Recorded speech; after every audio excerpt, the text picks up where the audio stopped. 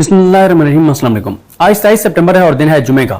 तहरीक इंसाफ तक पूरा हुकूमती मनसूबा जो है वो पहुंच चुका है कि हुकूमत का प्लान है क्या और कब ये आईनी तरमीम ला रहे हैं, और इस वक्त पस पर्दा चल क्या रहा है, कौन से किरदार हैं जिनको एक्टिव किया गया है, कैसे ज़मीन फरोशी शुरू कर दी गई है, कैसे बोरियों के मुंह जो है वो खोल दिए गए हैं, अवाम के टैक्स के पैसों से किस तरह से ज़मीन खरीदे जा रहे हैं, और वो सिर्फ MNS के नहीं खरीदे जा रहे हैं। कुछ तंजीमें भी हैं जो हमेशा अपनी तंजीम को बेचने के लिए जो है वो तैयार होती हैं, बस कीमत जो है वो बेहतर लगनी चाहिए।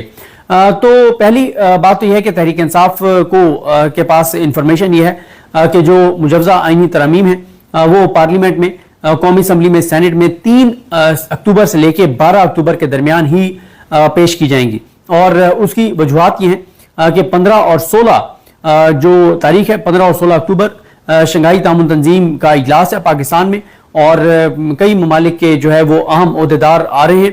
और जब 15 और 16 को SCO के लिए अहम मेहमानों ने आना है, तो उनके आने से पहले जो है वो 13-14 को उनकी जो टीमें हैं वो आना शुरू हो जाएंगी। जाहिर है जब भी बाहर से कोई अहम मेहमान आते हैं उससे पहले उनकी सिक्योरिटी टीम है वो सारे आते हैं, तो इसलिए 13-14 तो इसी में होंगे। पाकिस्तान के अंदर सिक्योरिटी बड़ी इस्लामाबाद में अलर्ट होगी और बड़े अहम मेहमान आए हुए होंगे और सारा फोकस पाकिस्तान का उनके ऊपर होगा। तो उससे पहले 12 तारीख तक ये हुकूमत को टाइम दिया गया है कि 3 अक्टूबर से लेकर 12 अक्टूबर के दरमियान आप मुजवजा आईनी तरमीम जो है वो पेश करेंगे, उनको पास करवाएंगे। और दोबारा वही लोग जो पहले खबरें दे रहे थे कि जनाब नंबर गेम पूरी है, अब वो दोबारा वही खबरें दे रहे हैं कि जनाब नंबर गेम तो पूरी है। और दोबारा फजलुर रहमान साहब के हवाले से, मौलाना फजलुर रहमान साहब के हवाले से कहा जा रहा है कि हुकूमत के साथ उनके मामला तय हो गए हैं और उनकी एंकर्स के साथ एक मुलाकात हुई है। वहां से आके भी एंकर्स ने यही बताया कि मौलाना साहब तैयार हो गए हैं।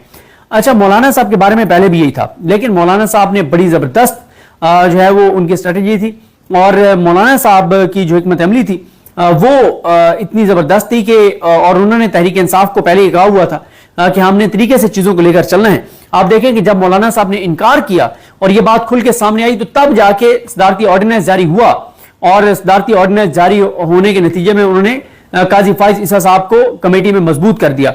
अगर ये ना होता और मौलाना साहब का ये मामला कैटेगोरिकल एक्सपोज ना होता कि और मौलाना साहब कैटेगोरिकल ना कह देते कि मैं हुकूमत के साथ नहीं हूं, तो फिर ये 63 एक केस लगाने के लिए ये सदारती ऑर्डिनेंस ना आता, और मौलाना साहब अगर उनको चक्कर में रखते, हाँ कर लेते हैं, ये कर लेते हैं, वो कर लेते हैं, मुसद्दे में ये तब्दीली कर लें, ये तब्दीली कर लें, ये तब्दीली कर लें, तो फिर इस प्लान पे हुकूमत ना जाती। हुकूमत को ये होता कि नहीं यार मौलाना साहब वोट आ जाएंगे और इस तरह से हम करवा लेंगे।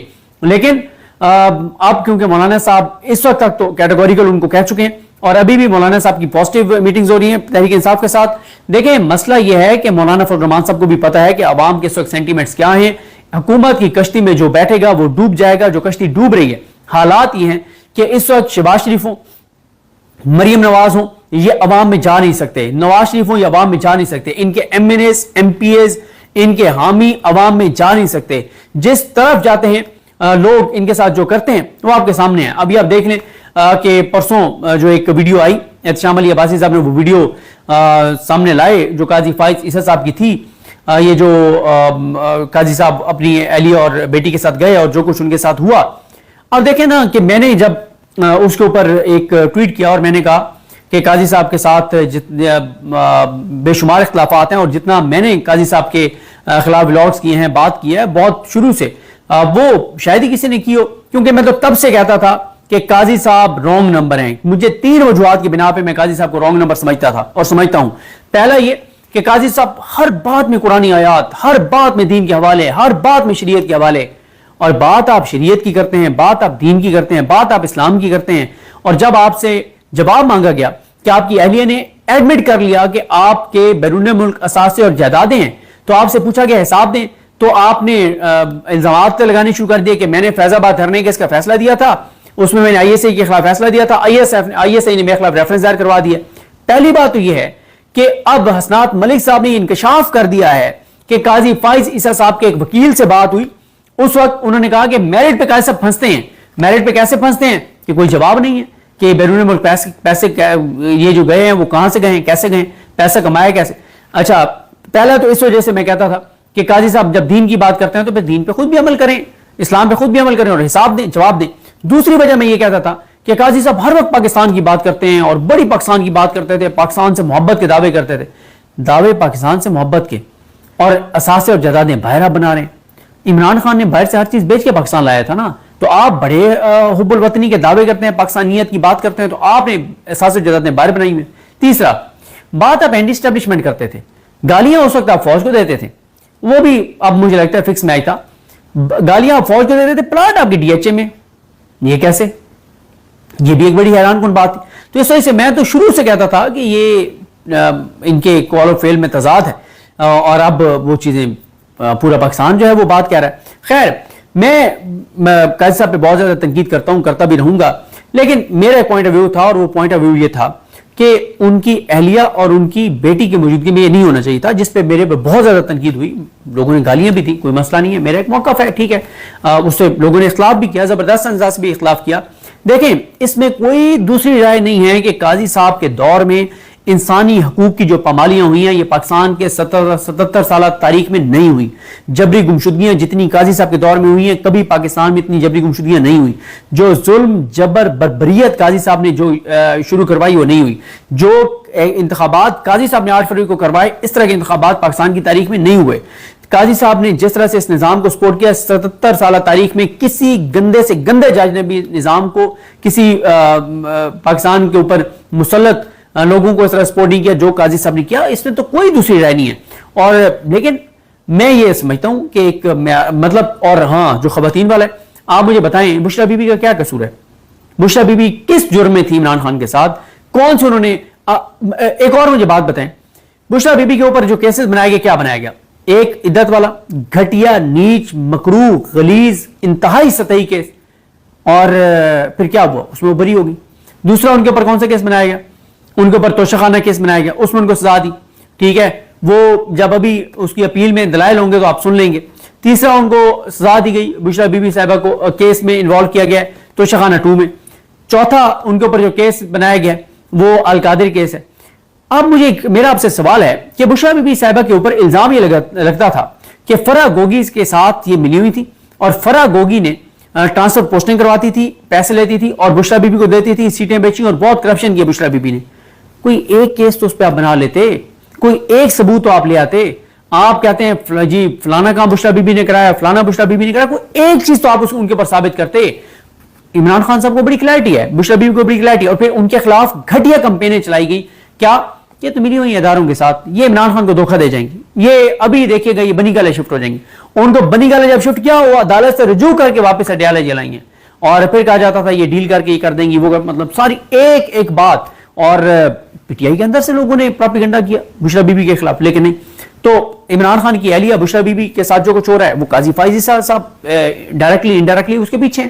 دھاندلی کمشنر الپنڈی نے بتایا کہ قاضی صاحب کو اس میں کیا کردار تھا.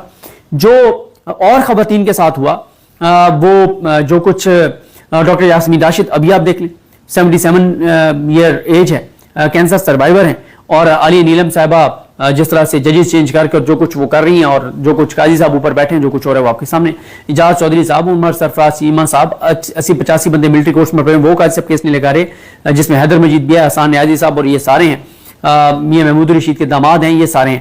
اچھا, پھر اسی طرح سے جو خدیجہ شاہ کے ساتھ ہوا, جو سنم جاوید کے ساتھ ہوا, جو طیبہ راجہ کے ساتھ ہوا, جو عالیہ حمزہ صاحبہ کے ساتھ ہوا, جو عائشہ بھٹا کے ساتھ ہوا. اتنی تکلیف دہ وہ ٹویٹ تھا عائشہ بھٹا کا کہ ان کی والدہ کی دوسری جو ہے وہ برسی ہے, اور وہ کہہ رہی تھی جب پہلی برسی تھی میری والدہ کی تو اس میں وہ کہتی ہیں کہ میں جیل میں تھی. اور جو خواتین کے ساتھ, اور مطلب 10,000 بے گناہوں کو اٹھایا گیا, ان میں سے سینکڑوں خواتین تھیں, جو کچھ خواتین کے ساتھ کیا گیا. تو اس وجہ سے ظاہر ہے لوگوں نے ہمارے اوپر تنقید کی, سخت برا بھلا کا.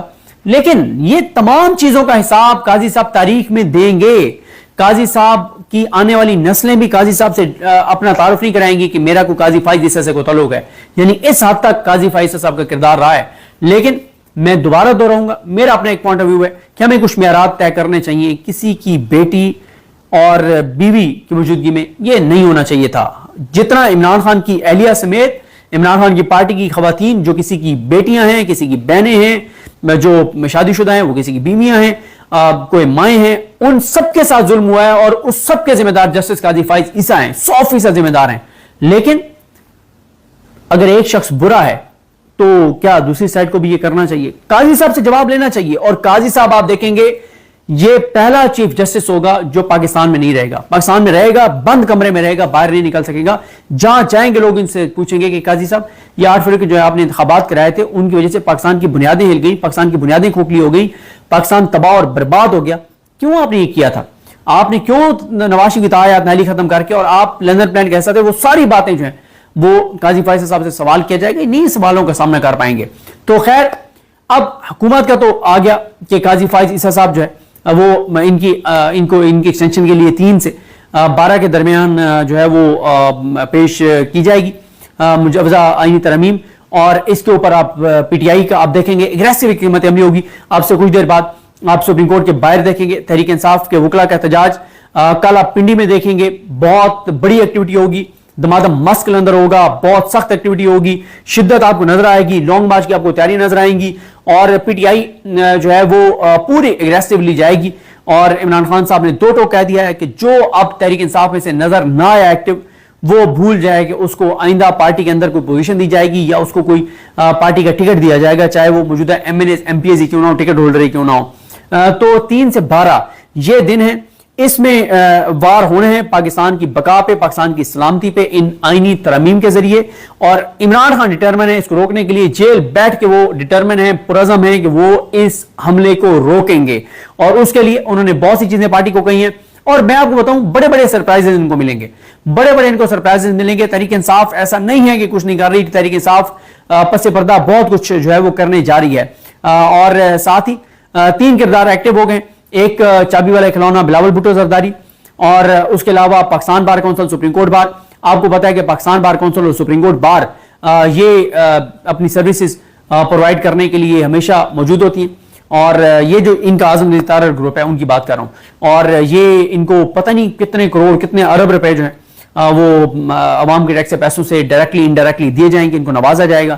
ایک وہ ڈی ایچ اے کے ساتھ جو معاہدہ ان کو کروا کے دیا گیا وہ والا معاملہ ہے. پھر ایک اور چیز ہے, اور وہ یہ ہے کہ حکومت نے کچھ ٹریبونلز میں ججز لگانے والا وہ کوئی قانون چینج کیا اور وہ حکومت لگائے گی. اس میں الزام یہ آ رہا ہے کہ جو طاقتور وکیل ہیں جن کا انفلوئنس ہے ان کو جو ہے وہ سیٹیں دی گئی ہیں کہ یعنی یہ سیٹ آپ نے فل کرنی ہے یا آپ نے کرنی ہے, اور 20 کروڑ روپے پہ ایک سیٹ پنجاب میں جو ہے وہ بیچی جا رہی ہے. یہ بھی الزام اور لگ رہا ہے, اور یہ بھی شہر اقتدار میں جو ہے وہ باتیں ہو رہی ہیں. تو یہ 2 تنظیمیں ایکٹیو ہیں وکلا تحریک کو روکنے کے لیے, اور بلاول بھٹو زرداری سیاسی جسم فروشی کے لیے جو لوگوں کو آمادہ کرنا ہے اس کے لیے ایکٹیو ہیں.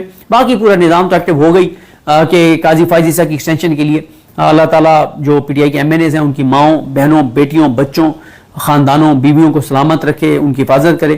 کیونکہ اب قاضی کی ایکسٹینشن کے لیے جو 63A والا یہ معاملہ وہ کریں گے, اس کے لیے کیا ہوگا کہ کسی کی ماں کو اٹھایا جائے گا, تو کسی کی بہن کو, تو کسی کی بیٹی کو, تو کسی کی بیوی کو, تو کسی کے بچوں کو, اور اس کو کہا جائے گا کہ قاضی کی ایکسٹینشن کے لیے ووٹ ڈالو. اور کچھ جھوٹے الزامات بھی لگائیں گے کہ جی میری بیوی کو اٹھا لیا, میری بہن بیٹی کو اٹھا لیا. اصل میں یہ ہوگا کہ وہ پیسے لے کے اپنا ضمیر جو ہے وہ بیچے گا.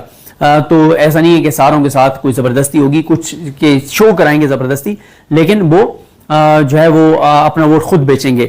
تو جس طرح سے میں نے آپ کو بتایا ہے کہ تحریک انصاف کو آپ کیونکہ پتہ چل گیا ہے کہ 3 سے 12 کے درمیان ہونے, تو ان کے لیے بڑا آسان ہے کہ ٹوٹل کتنے 9 دن ہیں جس میں انہوں نے دمادم مست اندر کرنا ہے, زمین گرم رکھنی ہے, اور ان کے لیے مشکلات کھڑی کرنی ہے, اور ٹف ٹائم ان کو دینا ہے, لانگ مارچ کے لیے تیاری مکمل رکھنی ہے, اور مسلسل ان کے لیے مشکلات کھڑی کرنی ہے.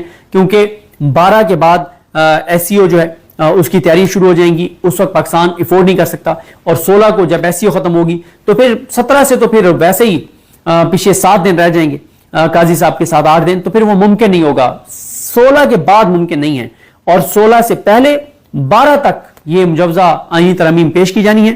اور پی ٹی آئی بہرحال پی ٹی آئی 2 زبردست چیزیں کر رہی ہے. وہ رات اسد چودھری صاحب کے ولاگ میں نے ذکر کیا تھا ان کے ساتھ انٹرویو میں, لیکن وہ ابھی چیزیں ظاہر ہے وہ آف دا ریکارڈ ہیں, اور ان کو نظر آئے گا کہ ایسا نہیں ہے کہ بہت سے لوگ سمجھ رہے ہیں کہ تحریک انصاف ہاتھ پہ ہاتھ رکھ کے بیٹھی ہے. ایسا نہیں ہے, پس پردہ بہت کچھ ہو رہا ہے. جہاں پہ پی ٹی آئی کے اندر کمی کوتاہی ہوتی ہے وہاں پہ ہم بات کرتے ہیں. مثلا ہم نے یہ بات کی کہ آئی ایل ایف جو ہے وہ پاکستان بھر کی بارز میں سے قراردادیں پاس کروانے میں ناکام ہوئی, لیکن اب سے کچھ دیر بعد آئی ایل ایف اور سلمان مراجہ صاحب یہ سب सुप्रीम कोर्ट के बाहर एहतजाज करने जा रहे हैं। तो देखते हैं उस एहतजाज में क्या होता है, क्या सूरत हाल बनती है।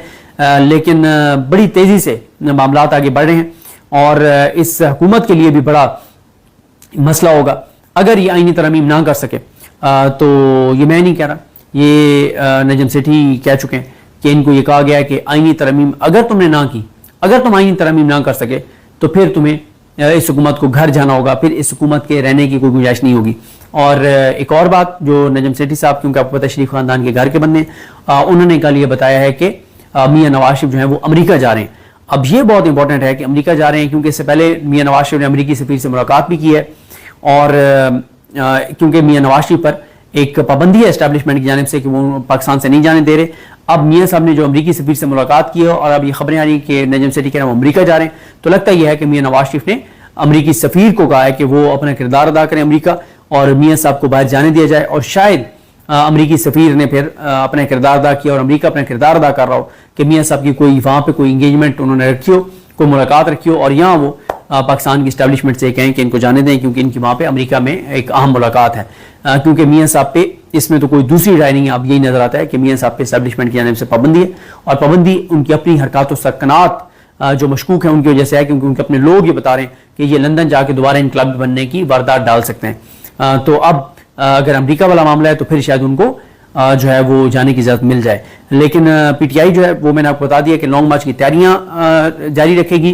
पिंडी में कल जबरदस्त एक्टिविटी होगी, बड़ा एहतजाज होगा, बड़ी आंख मुचोली होगी। इस वक्त भी कल रात भी छापे मारे गए हैं और कोशिश की गई है, लेकिन अब इन चीजों से काम नहीं बनेगा। और इमरान खान बार बार कह रहे हैं कि पाकिस्तान की कौम को ये कहें कि आपके पास यही 15 दिन है अगले, इसमें अगर पाकिस्तान की कौम निकली तो पाकिस्तान के आने वाली नस्लों के मुस्तकबिल को आप सिक्योर कर लेंगे, और अगर आप ना निकले तो फिर आप अगले 50-60 साल पछताते रहेंगे कि हमने इन 10-15 दिन में ना निकलकर अपने साथ नहीं अपने आने वाली नस्लों के साथ भी जुल्म किया था। अगर काजी फाइज ईसा की एक्सटेंशन हो गई तो फिर जो जुल्म, जबर, तशद्दुद, बर्बरियत अभी तक पाकिस्तान में नहीं हुआ, जो दुनिया के बदतरीन ममालिक में होता है, वो यहां पर भी होगा। तो अल्लाह ताला रहम करे पाकिस्तान पर, अल्लाह ताला करम करे। मुझे अपनी दुआ में याद रखें। अलकीम आप सबका हामी नासरो। अल्लाह हाफिज़।